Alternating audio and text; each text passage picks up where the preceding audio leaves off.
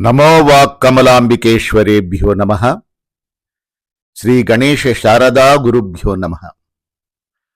అఖిలాండకోటి బ్రహ్మాండ నాయకుడు, ఆది మధ్యాంతరహితుడు అయినటువంటి ఆ పరంధాముని దివ్య పాద పద్మములకు శిరస్సు తాటించి సాష్టాంగ దండ ప్రణామమును సమర్పిస్తూ భగవద్బంధువులందరికీ కూడా హృదయపూర్వక నమస్సుమాంజలు తెలియచేస్తున్నాను.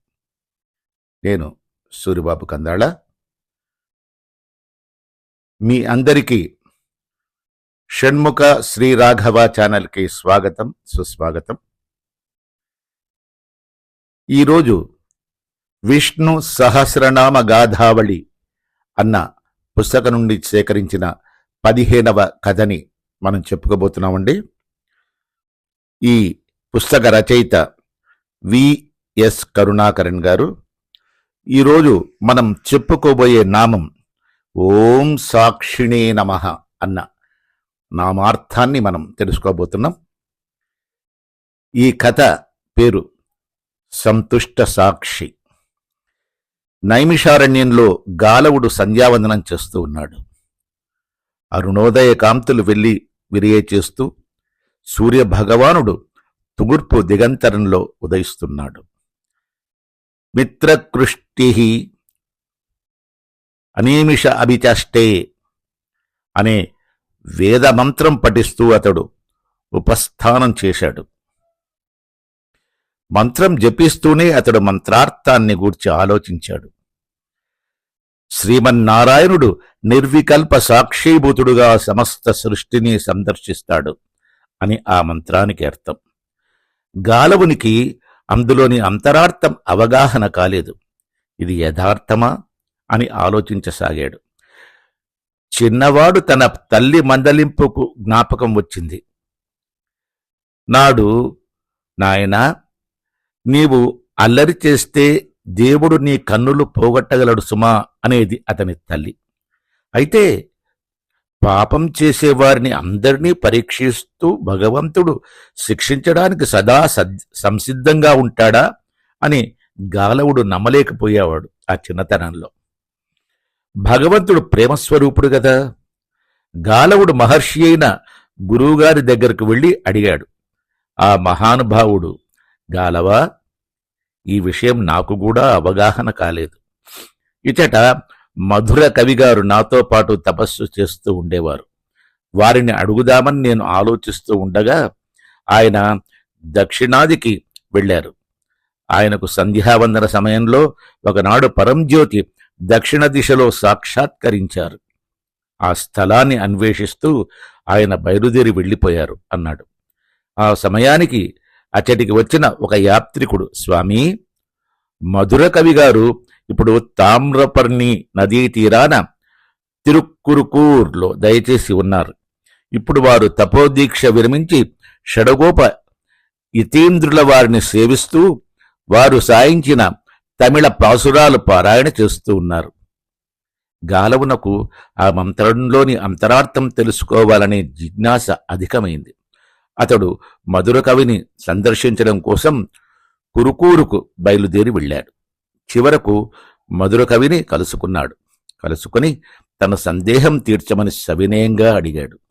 కాని మధుర కవి కూడా తనకు అందరి అంతరార్థం తెలియదని చెట్టు తొర్రలో కూర్చొని ధ్యానం చేస్తున్న నమ్మాళ్వారు గారిని అడగడం మంచిదని చెప్పాడు. వారు చెట్టు దగ్గరికి వెళ్లి సాష్టాంగ నమస్కారం చేశారు.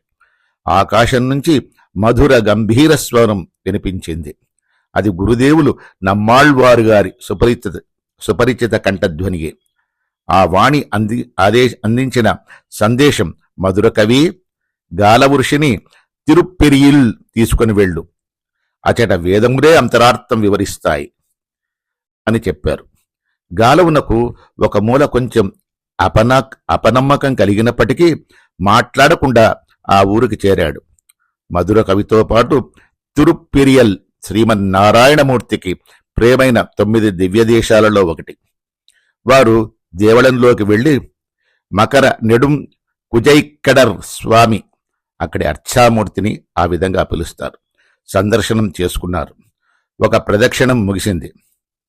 2వ ప్రదక్షిణం చేశారు. గాలవుడు ఒక మూలకు ఒదిగి కూర్చున్నాడు. మధుర కవిని స్థానిక భక్తులు కొన్ని పాసురాలు సాయించమని ప్రార్థించి తమ దగ్గరకు తీసుకుని వెళ్లారు. గాలవుడు తిరిగి మరీ 2 ప్రదక్షిణలు చేశాడు. 5వ ప్రదక్షిణం పూర్తి చేసే సమయానికి అతని ఎదుట గరుడాళ్వార్ విగ్రహం కనిపించింది. గాలవునకు గరుడుని మీద అపరిమితమైన భక్తి. పురాణ కాలంలో గాలవుడు గరుడునకు గురువు. గురుదక్షిణగా అప్పుడు గరుడు గాలవుని రెక్కల మీద ప్రపంచం చుట్టూ తిప్పాడు. గాలవుని తండ్రి ఆ పురాణ కథా సంస్మరణార్థం తన కొడుకుకు ఆ పేరు పెట్టాడు. గాలవుడు గరుడ విగ్రహం దరి చేరాడు. ఆశ్చర్యం! ఆ విగ్రహం మాట్లాడడం మొదలెట్టింది.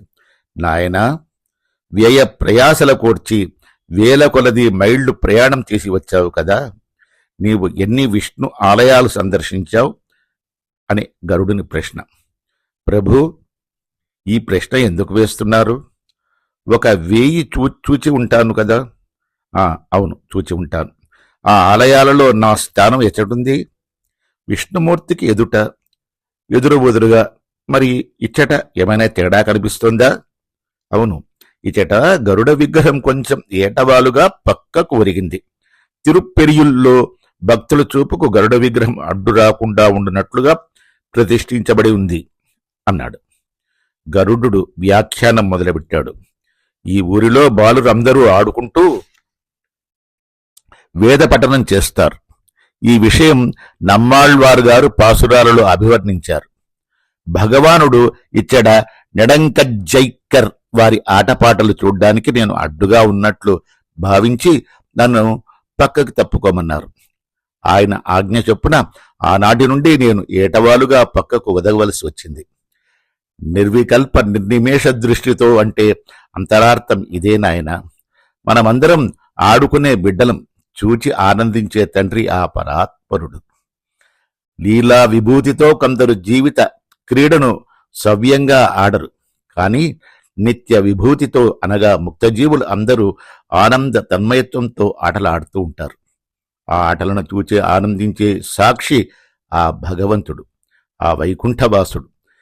అచ్చటి ముక్తజీవులను చూచి ఆనందించే సాక్షి ఇచ్చట ఈ తిరుప్పెరియుల్లో కూడా అర్చావతారంలో ఉన్న శ్రీమన్నారాయణమూర్తి ఇచ్చట అర్చకుల ఆటపాటలను చూచి ఆనందించే సాక్షి.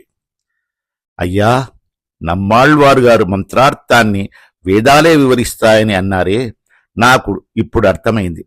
నీవే ఆ వేదమూర్తివి. నిజమే, శ్రీమన్నారాయణమూర్తి కేవలం సాక్షీభూతుడు. అందుచేత మన జీవిత క్రీడను సవ్యంగా ఆడి ఆ సాక్షీభూతునికి ఆనందం కలిగించడం మన విద్యుక్త ధర్మం. ఆ పిమ్మట మనం నిత్య విభూతిలో చేరగలం. ఇక ఆయన నిర్నిమేష నిత్యానంద నేత్రాలతో మనల్ని తిలకించగలడు. గాలవుడు గరుడునకు నమస్కారం చేసి సాష్టాంగ దండ ప్రణామం చేశాడు. తిరువాయిమొళిలో 7వ శతకంలో తృతీయ దశకంలోని వెల్లెచూరి హెంకుం పాశురం అర్థం వివరించి చెప్పమని మధుర కవిని గాలవుడు ప్రార్థించాడు. ఈనాడు కూడా అతడి గరుడ ఆళ్వార్ విగ్రహం కొంచెం పక్కకు ఒరిగి కనిపిస్తుంది తిరుప్పెరియుల్ కోవెలలో. ఈ గాథ అస్మద్గురుదేవులు పితృపాదులు నాకు సాయించారు. ఆళ్వార్లు సాయించిన పాశురం వివరిస్తూ, కొందరు ఆటగాండ్రు మధ్యవర్తిగా నిలిచిన తీర్పరిని మన్నించకపోవచ్చు. కొందరు పరీక్షలలో పరీక్షకుని కన్ను కప్ప యత్నించవచ్చు. రాజమార్గాలలో ప్రయాణ నిబంధనలను ఉల్లంఘించ చూచేవారు, అవినీతికి ప్రయత్నించేవారు, ఏకాంతంగా ఎవరికీ తెలియకుండా తప్పుదారి త్రొక్కదరిచేవారు ఓం సాక్షిణే నమః అని జపించడం మంచిది. ఆ నిర్నిమేష నయనుడైన సాక్షి మనల్ని తప్పుదారి పట్టకుండా సంరక్షించగలడు, ప్రలోభాలలో పడకుండా కాపాడగలడు. స్వామి పరాశర భట్టర్ గారు నిరుక్తి వ్యాఖ్యానంలో స్వయం ఆనందయన్ తృష్యన్ సాక్షి సాక్షాత్ కరోతి సహ అని వివరించారు. ఓం సాక్షిణే నమః అన్న పరమ మంత్రానికి ఈ అర్థాన్ని తెలియచేశారు నమ్మాళ్వార్ గారు. గరుడాళ్వార్ గారిని ఒక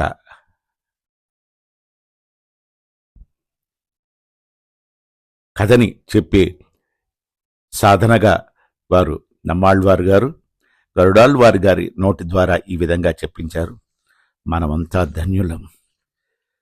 మనమంతా కూడా మనం చేస్తున్నటువంటి ప్రతి పనికి సాక్షిభూతుడు ఆ శ్రీమన్నారాయణుడే. మరి ఒక చిన్న నీతి కథ చెప్పుకుందామండి. హృదయ పరివర్తనము. ఈ కథ శ్రీ శ్రీ శ్రీ విద్యాప్రకాశానంద స్వామి వారి పరమార్థ కథల్లోంచి తీసుకుందండి. పాండవ కౌరవ యుద్ధం పూర్తయింది. ధర్మరాజు చక్కగా రాజ్య పరిపాలనం చేయుచూ ఉండెను. ఎల్లరూ సౌఖ్యముగా కాలం గడుపుతూ ఉన్నారు. ఆ సమయమున ఒకనాడు ధర్మరాజునకు తీర్థయాత్రలు సేవించరావాలని అభిలాష మనస్సునందు ఉదయించింది. వెంటనే తన అభీష్టమును బంధుమిత్రాదులకు చెప్పగా వారందరూ పరమానందపడిరి. కొందరు ధర్మరాజుతో పాటు తీర్థయాత్రలకు బయలుదేరడానికి తమ సంసిద్ధతను వెల్లడి చేశారు. రంగమంతయు సిద్ధమైనది. యాత్రార్థము పోదలిచిన వారందరూ యుధిష్ఠిరుని ఒక భవనమందు సమావేశమైనారు. ఇక కొద్ది సమయంలో యాత్ర ప్రారంభం కానుండగా ధర్మరాజు శ్రీకృష్ణుని వద్దకొచ్చి దండ ప్రణామములు ఆచరించి, దేవా, తీర్థయాత్రకు పోదలిచి ఉన్నాను. తమరు కూడా మా వెంట వచ్చినచో మాకెంతయో ఆహ్లాదముగా ఉండగలదు. మా యాత్ర సఫలము కాగలదు. పైపెచ్చు రసవత్తరముగా కూడా కొనసాగలదు అని వేడుకొనను. కాని అందులోకి శ్రీకృష్ణుడు అంగీకరించలేదు. తనకు ఇతర కార్యములు ఎన్నియో కలవనియో వచ్చుటకు సావకాశము లేదనియో శౌరి వచించాను. అయినను ధర్మనందనుడు తన పట్టు వదలలేదు. యాత్రయందు ఆ మహనీయుని సాన్నిధ్యము సాహచర్యము పరమానందముగా ఉండగలదని భావించి రావలసినదిగా మరలా మరలా ప్రార్థించాను. యుధిష్ఠుని వినయాన్విత వచనములను విని శ్రీకృష్ణ పరమాత్మ ఇట్లు ప్రత్యుత్తరమిచ్చాను. ధర్మరాజా, తీర్థయాత్ర అను గొప్ప కార్యమును చేపట్టితివి, సంతోషం. విజయవంతముగా నెరవేర్చుకొని తిరిగి రమ్ము. నాకు మాత్రం వచ్చుటకు అనుకూలము లేకున్నది. అయినను నా ప్రతినిధిని మీ వెంట పంపెదను అని పలికినవాడై సమీపముననే ఉన్న ఒక సొరకాయను చూపించి, ధర్మనందన, ఇదే నా ప్రతినిధి.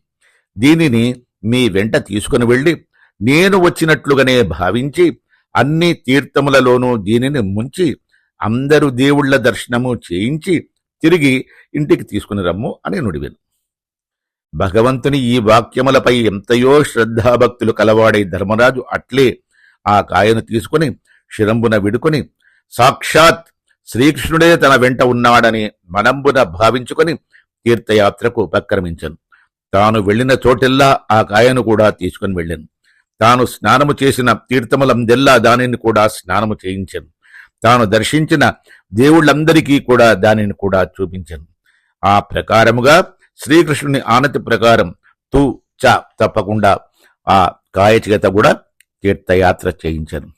కొంతకాలమునకు యాత్ర పరిసమాప్తి కాగా అందరూ తమ తమ గృహమునకు తిరిగి వచ్చిరి. ధర్మరాజు కూడా పరివార సమేతముగా ఆ పట్టణమునకు తిరిగి వచ్చాను. సామాన్యముగా తీర్థయాత్రలను సేవించి ఇంటికి తిరిగి వచ్చేవారు యాత్రా పరిసమాప్త సూచకముగా అన్న సమారాధన చేయుచుందరు. ఆ సాంప్రదాయం ప్రకారం అన్న సమారాధనకు ఏర్పాట్లు కావించను ధర్మరాజు.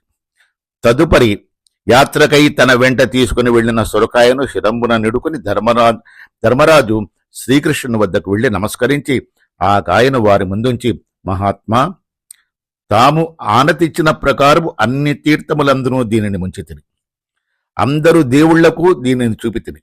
ఇప్పుడు మీ సన్నిధిని దీన్ని తీసుకుని వచ్చి స్వీకరింపుడు అని పలికి ఆ కాయను ఆ శ్రీకృష్ణ పరమాత్మునికి ఇవ్వగా కృష్ణ పరమాత్మ ఆనందపడి ధర్మరాజుతో ఇట్లు పలికెను, ధర్మరాజా, నీవు దీనిని తీసుకుని వెళ్లి కూర చేయించి నీవిప్పుడు కావించుచున్న సమారాధనలో అందరికీ గుడ్డించులాగున చేయి.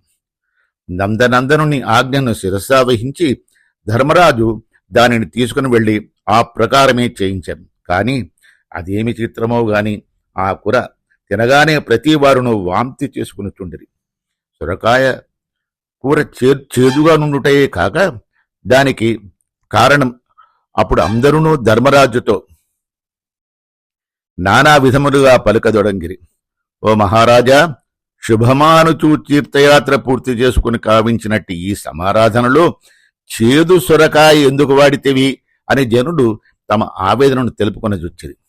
వెంటనే ధర్మరాజు ఆ కాయను శ్రీకృష్ణుని వద్దకు తీసుకునెళ్ళి, శ్రీకృష్ణ పరమాత్మ, చేదు సొరకాయను మీరేలా నాకు ఇచ్చినారు, మంచి కాయను ఇచ్చి ఉండిన బాగుండేది కదా అని వచింప, తక్షణమే శ్రీకృష్ణమూర్తి ధర్మరాజుతో, రాజా, అది చేదుకాయ అని నాకు ఇదివరకే తెలుసును, కాని తీర్థయాత్రలన్నీ సేవించినది కాబట్టి చేదుతనము పోయినదేమో అని తలచితిని. ఇంకను పోలేదా అని ప్రశ్నించను. ధర్మరాజు నిరుత్తరుడయ్యను. మహానుభావుడు జనులకు చక్కని పాఠమును బోధించను గదా అని పరితృప్తుడయ్యను. అనేకులు తీర్థయాత్రలు సేవించుతూ ఉన్నారు, జపము సలుపుచున్నారు, కాని హృదయ పరివర్తన కలుగుటలేదు. తమ యందు నిగూఢములై ఉన్న ఆసుర గుణములను, పాప సంస్కారములను వారు పోగొట్టుకునటలేదు. ఎక్కడ ఉన్న గొంగళి అక్కడే ఉండుచున్నది. క్రియలు లాంఛనముగా జరిగిపోతున్నవి, కాని మనస్సు మార్పు కలుగజేసి కొనుటయే మానవ జన్మ యొక్క ముఖ్యోద్దేశం. పాపి పుణ్యాత్ముడుగా మారిపోవలను, దుష్టుడు సద్గుణవంతుడుగా పరిణామమందవలను. ఆసుర సంస్కారములు పోయి దైవ సంస్కారములు అలవాటు కావలను. ఎన్ని దైవ కార్యములు ఆచరించిననో మనస్సునందరి చేదుగా ఉండినచో ఏమి ప్రయోజనము? చిత్తమందలి మాలిన్యము ఈశమైనను తొలగకుండనిచో ఏమి ప్రయోజనము? కాబట్టి పరమార్థ కార్యములాచరించువారు తమ యందు హృదయ పరివర్తనము కలిగినదా లేదా అని పరీక్షించుకొనుతూ కలుగజేసుకొనవలెను. ఇక ఈ కథలో నీతి, తీర్థయాత్రలు, జపములు, తపములు, పూజలు మునగు వారిని చేయువారు అప్పుడప్పుడు తమ హృదయమును పరీక్షించుకొనుచు దుర్గుణములు, కోపతాపములు తగ్గినవా, తొలగినవా అని పరిశీలించుచు హృదయ పారిశుద్ధ్యతను కలిగి ఉండవలనని పరమ భక్తాగ్రేశ్వరులు శ్రీ శ్రీ శ్రీ విద్యాప్రకాశానందగిరి స్వామివారు ఈ పరమార్థకథ ద్వారా మనకి తెలియచేశారు. అద్భుతం, పరమాద్భుతం వారి యొక్క కథ సారాంశం. చాలా ఆనందంగా ఉందండి ఈరోజు చెప్పుకునే ఈ రెండు కథలు కూడా. మరి ఉంటారండి. జై శ్రీమన్నారాయణ, జై శ్రీమన్నారాయణ, జై శ్రీమన్నారాయణ.